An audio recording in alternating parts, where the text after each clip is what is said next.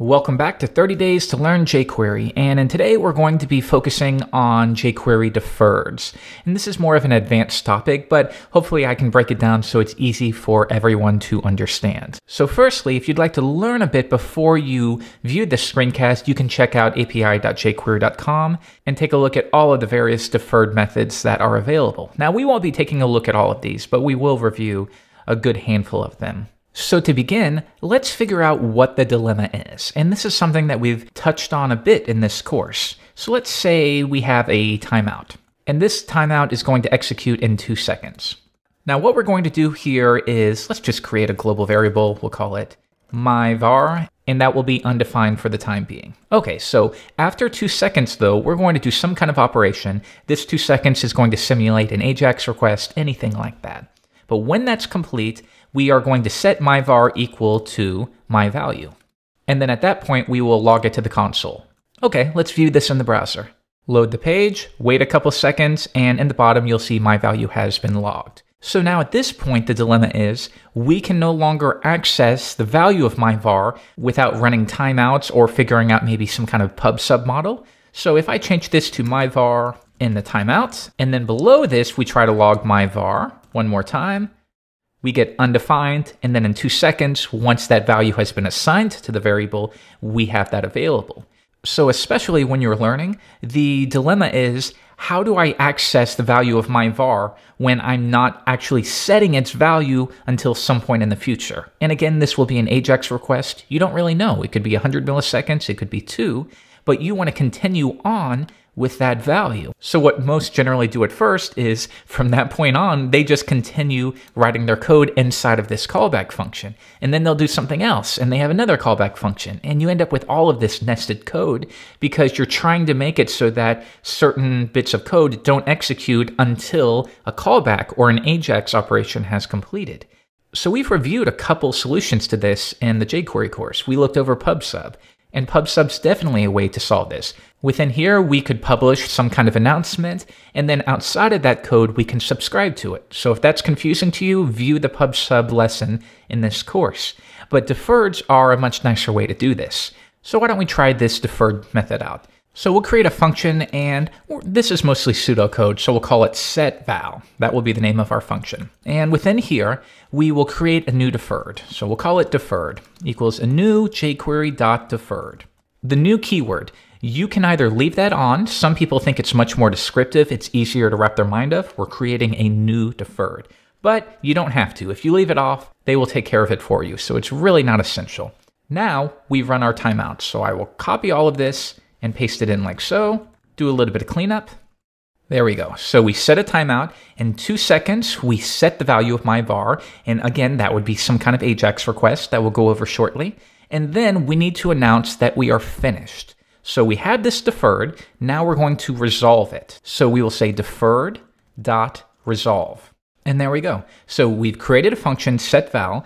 Within this function, we create a new deferred, we set our timeout, we do whatever it is we need to do, and when we're done, we're going to resolve the deferred. And then finally, we need to return the deferred. But what we're going to do instead is we're going to return a limited version of the deferred. So we'll do deferred.promise. Now, promises are confusing until you get it. Think of this as this function's way of saying, I promise to let you know when the operation is complete. So it's saying, I promise to let setVal know when this is resolved. And by default, it's in a state of pending. It's pending, pending, pending. And at some point, we are complete. So it resolves. And then at that point, any callbacks that are attached will fire. So let's try it out now. We will run setVal. And now we need a way to say, and once that is done, then do this. So let's try a couple different ones. We'll say once that is done, there's a keyword, we will execute a function, and we'll say all done. Then we will log the value of myvar. So let's try this out. I'll get rid of that old console and check it out in Chrome. Reload the page, give it a couple seconds, we get all done, and then we get my value. So let's add one space there, try it one more time. Reload the page, it waits 2 seconds, and then we get the value. So think of deferreds as a way to use multiple callbacks. So for example, maybe later in your code, you need to be able to do something again with this value. Maybe you have a handful of modules, and each module needs to listen for when this particular deferred has been resolved and we have access to the value. Well, then later, you could use done again. You can stack these callbacks. Even after the deferred has already been resolved, you can still attach these callbacks to fire. And if it has resolved, it'll just fire instantly. So this is a really nice way to specify when this function has run and it's been resolved, meaning it's complete, then do this. Now, what if we want to listen for when it fails? Okay, well, once again, you may do an AJAX request, maybe nothing is returned, and it has failed. Well, in that case, you would use, rather than resolve, you would use either a reference to reject, or you would call it like this, reject. Now, the done method will never fire. Done will only fire if deferred is in a state of resolved. And if you ever need to check that state, you can use deferred.state as a function. So now if we reload the page, I'll wait a couple seconds, but you're not going to see anything down here because the done callback never fired. So with that in mind, how do we fire a function when it fails? Well, we instead use the fail method. Done, fail, and always. One more time, it'll wait a couple seconds, and then, because it failed, we execute the callback that was attached. Now, what if we need to do something where a function will fire regardless of it? We want it to run whether it fails or whether it succeeds. Well, in that case, you use the always method, and that means I don't really care whether it passed or failed. I want to run this function on either condition. I'll reload the page in 2 seconds. It's going to fire, but if we resolve it as well, try it one more time, it's still going to fire.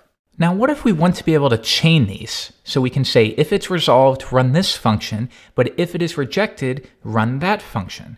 Well, we can do it in 2 ways. I'll show you the manual way, and then I'll show you jQuery's helper way that we can do it instead.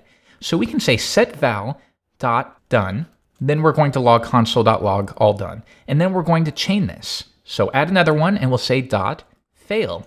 Then we run a function, failed. So let's try this one out. Load the page, give it a couple seconds, and we get all done. But if somehow maybe we have an if statement, if this, then we're going to resolve it. But if we did not get this, then we're going to reject it. Okay, let's try it now. Reload, give it just a couple seconds, and now we get failed. So this is how we can chain. If it's done successfully, then do this. If it fails, then do that. Well, jQuery makes this a little bit easier by giving us the then method. Let's take a look at the jQuery source. I'm going to search for deferred just a couple times. Here we go. And this is where we are creating the deferred method. We're extending jQuery core, and we're adding this new deferred. And what I want you to take a look at is within the promise object right here. We have this then method. And take a look at what it's doing. It's simply running the deferred, and it's executing its done callback. And then it's executing its fail callback. And that's pretty much what we're doing right here. So that means we can replace this with then. And then we'll accept the success callback as its first parameter, and its fail callback as its second parameter. So we have then do this, then we'll do a comma, and do the second parameter. So let's make this a little bit cleaner. There we are, that's a little more readable. So set val.then, if we pass one parameter, it will fire when the deferred resolves successfully. If we pass 2, this represents when it's resolved. The second one represents when it fails. So one more time, we run it, we get failed, but if we change this to resolve, the first parameter will fire. 1, 2, and then it fires and we get all done. Cool. So now that we have a basic understanding of deferreds, let's take a look at maybe a little more practical example. We're going to create a wrapper. We've been working with Twitter a lot, and the reason why is because its API is so simple to work with. We can do it in one line of code, and we don't have to worry about API keys if we just want to search the timeline. So let's see how we can do this. We're going to create a method, and we'll just stack it onto jQuery, and we'll call it search Twitter. And that'll be a function. And this method's job is to query the Twitter API. So we can run this. We already know how to do this from the last few lessons. The URL will be search.twitter.com/search.json. Now this time we're going to do it a little bit differently. Before, to make it as easy as possible to understand, we were adding the query directly to the URL. So we were doing query equals dogs, and the callback, so we could have a JSONP callback, equals question mark like that. And that's fine, but we can clean this up. Let's remove it all this time. and we're going to change it. And now we're going to pass that query through as data. And we can say the query is going to be equal to, and we'll hard code it in for now, dogs. Next, we need to specify, rather than doing callback equals question mark, we can say, let's set the data type to JSONP, and then jQuery will know how to deal with that. Now, for now, we're going to use that success callback that we've learned about. And we'll say console.log results, and that will accept the results. All right, let's run this. We will fire the method and see what we get. Reload the page. It's queried the Twitter API. We have the results, and we can see all of these items where the tweet references dogs. Cool, so that's dead simple. But what if we want to pass in the value that we're searching for? All right, well, let's accept the search, and we'll change dogs from being hard-coded to the value that the user passes in. And now we're going to search for cats. One more time, we reload the page, we get the object back, we get the results, we look at the first one, and now we're looking for things that reference cats. And we can see that it does. But the problem with this older model is that all of our logic now has to be placed within this success callback. And what if maybe other modules in our project need to do something with that data? Well, here we're really limiting it to this one method. And then you'd have to use maybe PubSub or some other technique to alert those other pieces of your code or the modules that this is completed. So let's instead use a deferred again. So I'm going to remove this success entirely. We will create a new deferred. This time we will call it DFD. This is fairly common for a new jQuery.deferred. Once again, new is optional. You don't have to include it. So now we're going to fire this AJAX request. We're going to get everything that references cats. And on success, we're simply going to resolve the deferred, dfd.resolve. But this time, we're not firing it instantly because we don't want it to resolve immediately. We only want it to resolve when the success method fires. So let's remove that like so. Finally, we're going to promise this search Twitter method that we will fire those callbacks when the deferred has been resolved. Return dfd.promise. So now if we load the page and I'll refresh, we're not going to get anything below, and we shouldn't. All we've done right now is set up a deferred, and we have resolved it, but we haven't done anything. So now let's say search.twitter, and then, or done, execute this function. The function will automatically be passed any arguments, so we can accept the results, and then we will log those to the console. One more time, load the page, and we get those results. But now we're not stuck into this AJAX method, and we don't have all of this indented code, and we can fire multiple callbacks. And what I mean by that is, let's say we call this outer, and that's going to be equal to jQuery.searchTwitter for cats. Now we can take this and say outer.then fire the results. Let's make sure that works. It does. And then later in the code, we can do it again. So later, maybe in a different module, something like that, we can say outer.then and console.log something else with the results. One more time, and you'll see that both of those have been registered. So when the deferred has been resolved, both of them fire, and they both can gain access to the results of that AJAX request. Pretty neat. Now the same thing, if you want to do error, you could do dfd.reject, and that way, if there was an error, you can pass the second parameter to then, or you can run .fail, and then you can execute some code in that case, maybe alerting the user that no results were returned. Now in this case though, we can clean some things up. By default with jQuery, its AJAX methods will automatically return a promise. And what that means is, if we're already doing AJAX and we know that returns a promise, why don't we get rid of this right up here, like so, and we will return that. So we will return ajax.promise. And now rather than success and error, we can remove that as well, and we clean up our code quite a bit. Reload the page, and we still get those two objects. And that's because the AJAX methods, including .get, getJSON, post, those are already rigged to use deferred, so we don't have to repeat all of that work. So what I want you to note is this time we're running the AJAX method, but we're not bothering with the success and error methods. We are returning the promise. So within search Twitter, we have access to it within this outer variable. And now we can use outer.done or fail or always, or we can use the helpers like outer.then. So now that we know that these AJAX methods are already set up for working with deferreds, you might be wondering, well, when would I ever create a new deferred? And there's lots of different situations when you would. Let's comment all of this out right here, and we will start from scratch at the top. And now we're going to take a look at using deferreds with animations. So let's create a couple boxes. So let's create a div with the class of box, my box, and let's just create 3 of them. Now we'll style them, give them a width and height of 200 pixels, a background color of green, and set their display to inline block, and give them some margin on the right. Let's see how that looks. Now we have 3 boxes, and what we want to do is incrementally fade each one out. And ultimately what we want to do is fire a callback once all of those animations have been completed.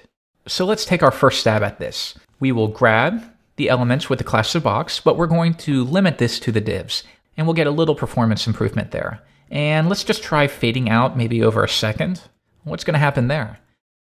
Well, they're all going to fade out. So we want them to fade out sequentially. Okay, well, how could we do that? Well, instead, let's change this to each and iterate over them. And now we're going to get the element, and we're going to use a common trick where we delay. And we can say delay for 1 second times the index. So the index for the first box will be 0, then 1, then 2. So we're going to say delay for 1000 times I, and then increment that. So that way, the first one will delay for 1000 times 0, the next one will delay for 1000 times 1, then 1000 times 2, then fade out over a second. Let's try that out. Reload the page, it fades out, it fades out, it fades out. But now we want to figure out how can we run an operation when all of those have completed. Well, we could try it here. Let's see, console.log done. Will that work? Nope, we're getting done immediately. Well, what if we're doing it outside? Will that work? One more time. Nope, that's running immediately. So it doesn't seem like there's any real way to figure this out. And we can by using promises. So check this out. We can say, get the divs with the class of box, delay them, fade them out, and then we can say promise to let me know when you're done, and when you are done, then execute this function, all animations have fired. Let's try it in the browser. Reload, 1, 2, 3, and then notice at the very end, all animations have fired. So don't let that promise keyword confuse you. Just think to yourself, it's a promise to let you know when they have completed. So when all of the animations related to the div have completed, then execute this. And from that angle, it's very readable. Promise to let me know when you're done. When you are done, run this function. Now we can also use another method called jQuery.when. And this is where we can stack multiple asynchronous operations. So for example, we can say when all 3 of these AJAX requests have completed and we have the results, only then do I want to proceed. Up until now, we've just been saying when this one is done, then do this. But now we want to say when all of these are done, then do this. And jQuery.when is the correct choice for that. So let's create a function here, and we'll say get tweets, since we've been working with Twitter. And once again, we're going to return a request to the Twitter API URL. The data we'll send through will be the query will be equal to whatever the user passes in. And we're going to be working with JSONP again, so we'll set that to JSONP. So when this function is called, it's going to fire a request to the Twitter search API. It's going to pass in a query, and it's going to return those results. All right, let's try this. We will say when get tweets, we'll look for dogs, and then this could be another AJAX request, or we're just going to call the same thing and look for cats. Now we can say when both of those are done, then run a function. And now we can have the results from each using results 1, results 2, whatever you want to call it. We'll duplicate that and replace it. Let's try this out now.